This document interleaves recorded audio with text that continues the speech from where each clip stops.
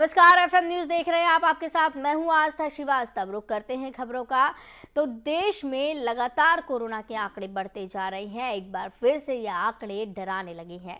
इसी के चलते आईएमए ने एक बयान जारी किया है। कहा जा रहा है कि 95% आबादी भारत की कोरोना के खिलाफ इम्यूनिटी बना चुकी है। ऐसे में देश में लॉकडाउन तो नहीं लगेगा, लेकिन ये स्थिति बेहद ही चिंताजनक है।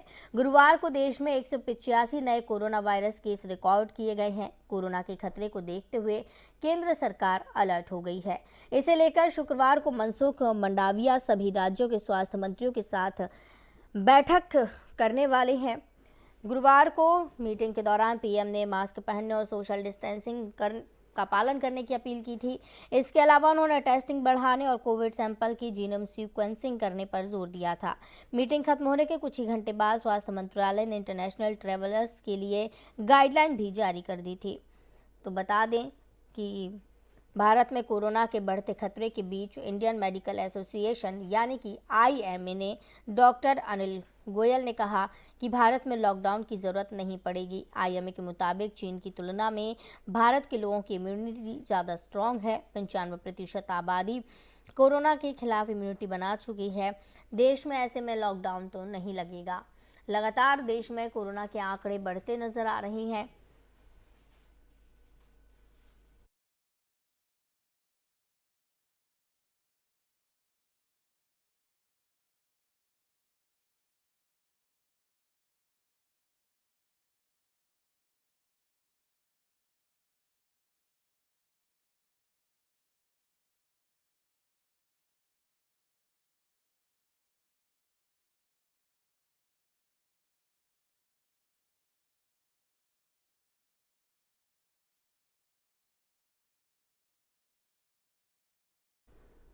तो बता दें कि देश में कोरोना का खतरा बनता जा रहा है। ओमिक्रॉन का नया वेरिएंट आ चुका है। BF7 को लेकर लोग डर के साए में रहने को मजबूर हैं और साथ ही फिर से लोगों को डर सताने लगा है कि कहीं 2020-21 जैसी स्थिति दोबारा ना बन जाए। इसी बीच आईएमए यानी कि इंडियन मेडिकल एसोसिएशन के डॉक्टर अनिल गोयल ने एक बयान जारी किया है। अनिल गोयल का कहना है कि 95% लोग वैक्सीन लगवा चुके हैं और भारत की आबादी की जो इम्यूनिटी है वो चीन की आबादी से काफ़ी ज़्यादा बेहतर है। इस वजह से भारत में दोबारा से खतरनाक स्थिति पैदा नहीं होगी और साथ ही 95% लोगों की इम्यूनिटी अच्छी बन चुकी है। तो इसके बाद से कहा जा रहा है कि देश में लॉकडाउन नहीं लगेगा, लेकिन जो नया वेरिएंट आया है BF7 उसको लेकर के बेहद ही डरावनी स्थिति देखने को मिल रही है। लगातार आंकड़े बढ़ते नजर आ रहे हैं, लेकिन आईएमए के जो बयान सामने आए हैं उसके बाद से कहीं ना कहीं राहत मिलती नजर आ रही है। लोगों का डर थोड़ा बहुत खत्म होता नजर आ रहा है। आईएमए ने साफ कह दिया है कि देश में लॉकडाउन नहीं लगेगा और इम्यूनिटी लोगों में काफ़ी अच्छी है। देश में कोरोना का खतरा है, लेकिन उससे बचा जा सकता है और जो स्थिति BF7 की 2020-21 में देखने को मिली है वैसी स्थिति दोबारा नहीं देखने मिलेगी। इस खबर की ज़्यादा जानकारी के लिए हमारे संवाददाता ताहिर सैफी हमारे साथ जुड़े हैं।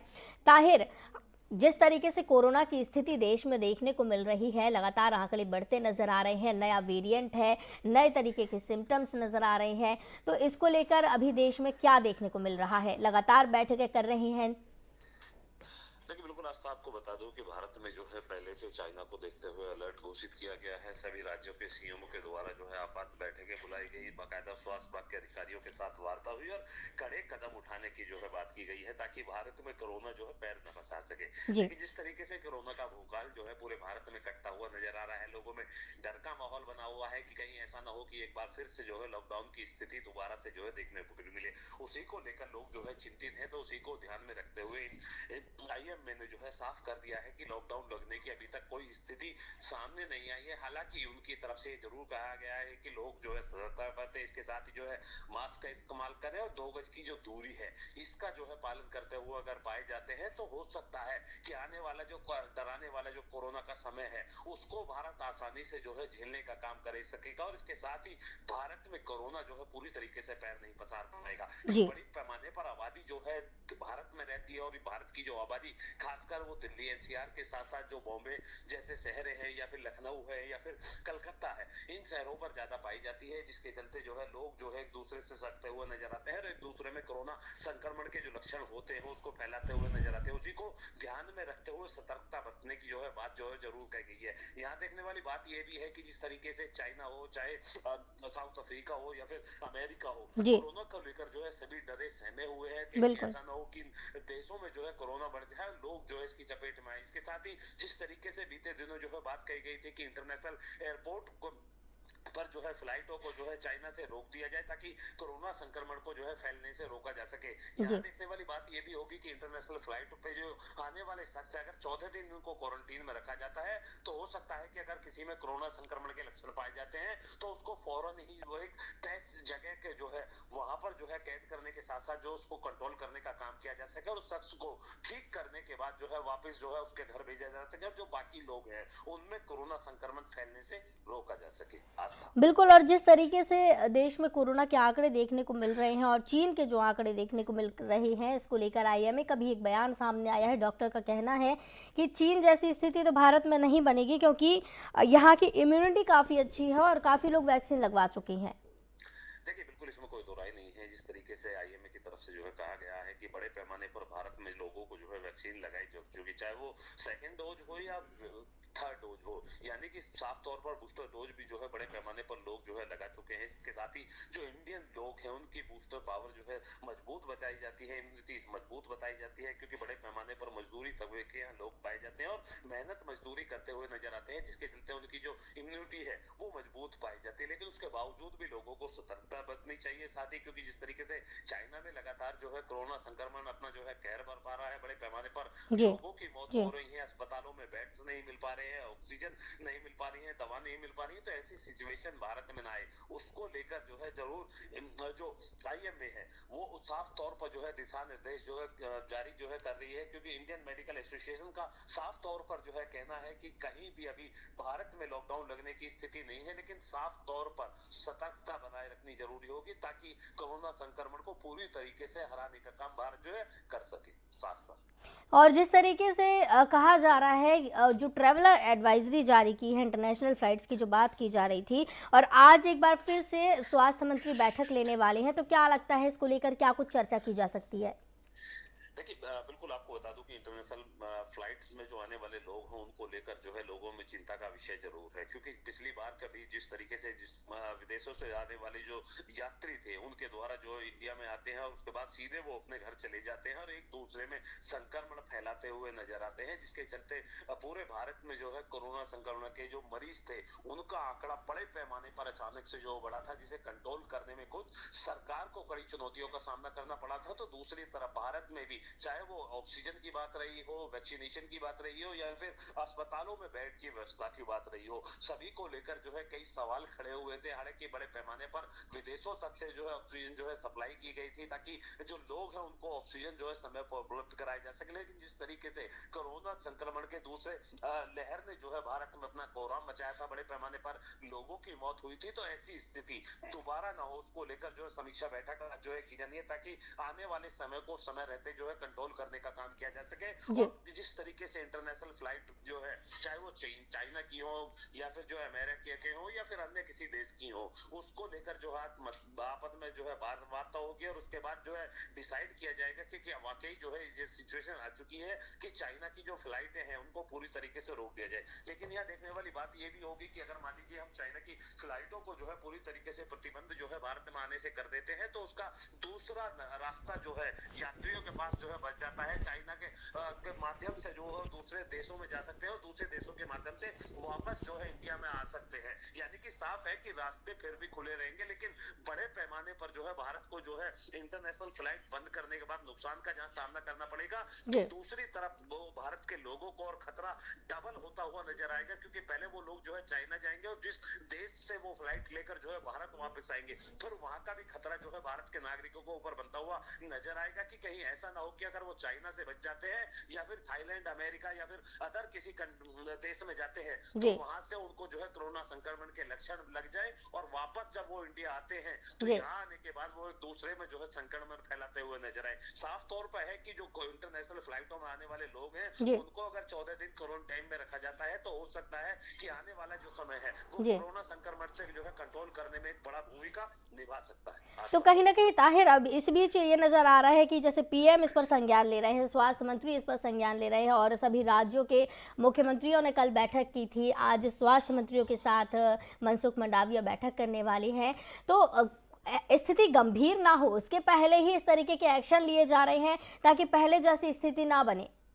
देखिए बिल्कुल इसमें कोई दो राय नहीं है। केंद्रीय मंत्री जो है मंडाविया जो है पहले से ही जो है इसको जो है अलर्ट जो है वो किया जा चुका है। इसके साथ ही उनके द्वारा बाकायदा जो है राहुल गांधी को चिट्ठी लिखी गई थी कि उनकी जो भारत जोड़ो यात्रा है उसको जो है अभी स्थगित कर दें, क्योंकि जिस तरीके से लगातार कोरोना संक्रमण का खतरा जो है भारत पर मंडरा रहा है तो इस यात्रा को जो है स्थगित कर दिया जाए। कुछ समय के लिए उन्होंने ये लेटर लिखकर जरूर कांग्रेसियों को सूचित किया है, लेकिन दूसरी तरफ अगर देखा जाए तो इंटरनेशनल फ्लाइट की बात रही हो उसको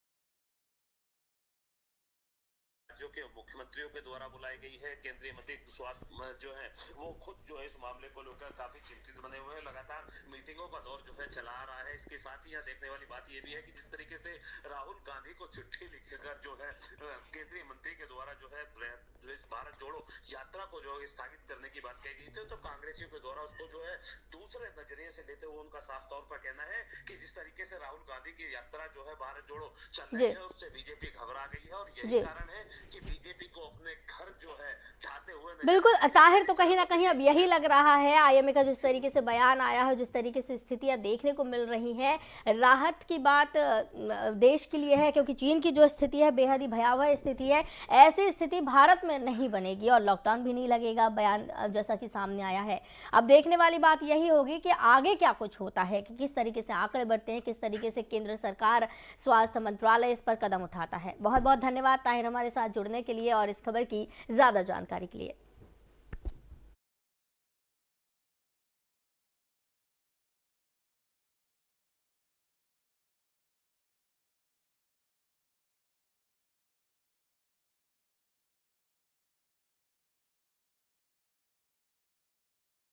एक बार फिर से ट्विटर अकाउंट हैक किया गया है। मध्य प्रदेश कांग्रेस का ट्विटर अकाउंट हैक किया गया है, जिसके बाद लगातार एक के बाद एक 6 ट्वीट किए गए हैं।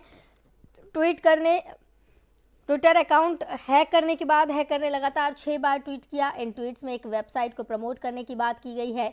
आपको बता दें ट्विटर को हैक करने के बाद इससे 6 ट्वीट हुए हैं, जिसमें से 2 ट्वीट्स क्रिप्टो करेंसी को लेकर हैं।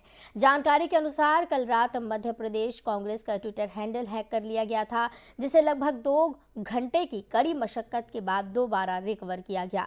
अकाउंट रिकवर होने के बाद कांग्रेस में एमपी के ट्विटर हैंडल से ट्वीट कर बताया गया कि मध्य प्रदेश कांग्रेस का ट्विटर अकाउंट गुरुवार रात 11:15 पर हैक हुआ था, जिसे 1:01 पर सफलतापूर्वक रिकवर किया गया। कड़ी मशक्कत इस दौरान की गई और उसके बाद ट्विटर अकाउंट को रिकवर किया गया है। लगातार 6 ट्वीट्स करने की बात सामने आ रही है और मध्य प्रदेश कांग्रेस का ट्विटर अकाउंट जिस तरह से हैक किया गया है बेहद ही ये डराने वाली स्थिति थी। एमपी कांग्रेस ने भी इस बात की जानकारी ट्वीट के माध्यम से दी है। कांग्रेस की तरफ से ट्वीट किया गया है, मध्य प्रदेश कांग्रेस का ट्विटर अकाउंट रात 11:15 पर हैक हुआ था, जिसे 1:01 सफलतापूर्वक रिकवर कर लिया गया है। मिली जानकारी के अनुसार 2 घंटे की कड़ी मशक्कत के बाद इसे दोबारा रिकवर किया गया। अकाउंट रिकवर होने के बाद कांग्रेस ने एमपी के ट्विटर हैंडल से इस बात की जानकारी दी है और कांग्रेस का ट्विटर अकाउंट हैक किया। इसके पहले आपको बता दें कि जल शक्ति मंत्रालय का अकाउंट हैक किया गया था और उसके पहले एम्स का सर्वर भी हैक किया गया था। तो लगातार जिस तरीके से ये मामले सामने आ रहे हैं बेहद ही चिंताजनक मामले हैं। मध्य प्रदेश कांग्रेस का ट्विटर हैंडल गुरुवार रात को हैक हुआ। 2 घंटे की कड़ी मशक्कत के बाद कांग्रेस की आईटी टीम ने अकाउंट को रिकवर तो कर लिया, लेकिन बेहद ही चिंताजनक स्थिति है। लगातार सरकार की साइट लगातार हैक की जा रही है। इसके पहले भी सरकारी वेबसाइट एम्स को भी हैक किया गया और जिसे लगातार कोशिश की जा रही रिकवर करने में। कुछ पार्ट रिकवर हो पाया है, कुछ पार्ट अभी भी रिकवर नहीं हो पाया है। हैक होने से पहले कांग्रेस के आधिकारिक हैंडल से पार्टी की तरफ से आखिरी ट्वीट 9:45 पर किया गया था। इस ट्वीट में कांग्रेस की भारत जोड़ो यात्रा के 6 फोटोज का एक कोलाज शेयर हुआ था। फोटो शेयर करने के साथ एक ट्वीट में लिखा था कि प्यार का दूसरा नाम ही भारत जोड़ो यात्रा है। इसके पहले आपको बता दें कि राहुल गांधी का ट्विटर अकाउंट भी हैक किया गया था। तो लगातार ये मामले जिस तरीके से सामने आ रहे हैं, बेहद ही चिंताजनक ये मामले हैं। और मध्य प्रदेश कांग्रेस का ट्विटर अकाउंट हैक जो किया गया है, उसमें क्रिप्टो करेंसी का भी जिक्र किया गया।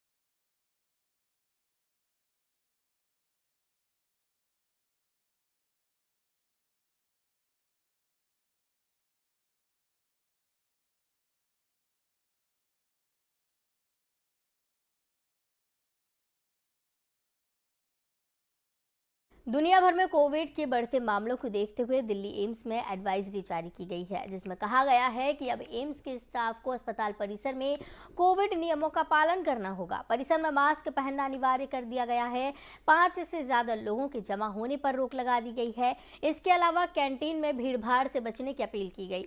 एम्स प्रशासन की ओर से जारी की गई इस एडवाइजरी के मुताबिक कोविड के प्रसार को रोकने के लिए कर्मचारी स्वच्छता और सैनिटाइजेशन पर जोर देने की बात कर रहे हैं। सोशल डिस्टेंसिंग मेंटेन करने, हाथ को साबुन से धोने और सैनिटाइज करने की भी अपील की गई है। साथ ही अधिकारियों से भी कहा गया है कि उनके रूम में सिटिंग अरेंजमेंट कोविड नियमों के मुताबिक किए जाए। इसके अलावा हाई रिस्क वाले कर्मचारी, जिनमें बुजुर्ग, प्रेग्नेंट और अन्य बीमारियों से ग्रसित लोगों को अधिक ध्यान रखने के लिए भी कहा गया है।